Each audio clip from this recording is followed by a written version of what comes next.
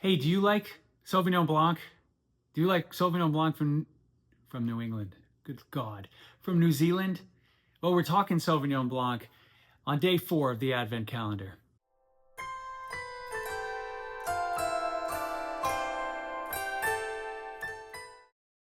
Welcome back to Drinking It In and the 2025 Advent calendar. 2025 day 4, it's Sauvignon Blanc.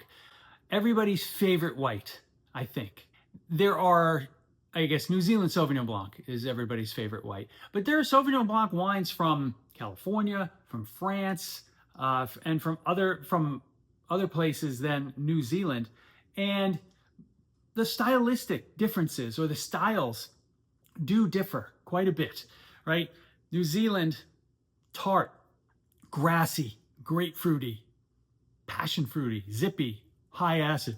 Some of the wines from France are more tropical in nature, a little softer, but still have quite a bit of acidity. I just had, the other night actually, I had a Saint Superi Sauvignon Blanc, which is from Napa Valley. That was a really lovely wine. It was rounder, not as sharp as the wines from France or New Zealand, but I really enjoyed it. I was surprised.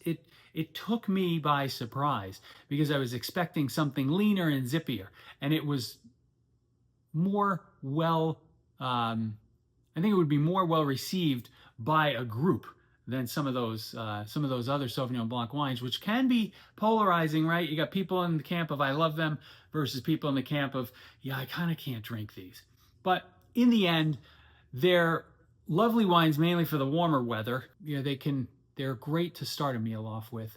And I don't think you should stop drinking your New Zealand Sauvignon Blanc. Maybe just try something else other than Kim Crawford all the time. I will see you soon for day 5.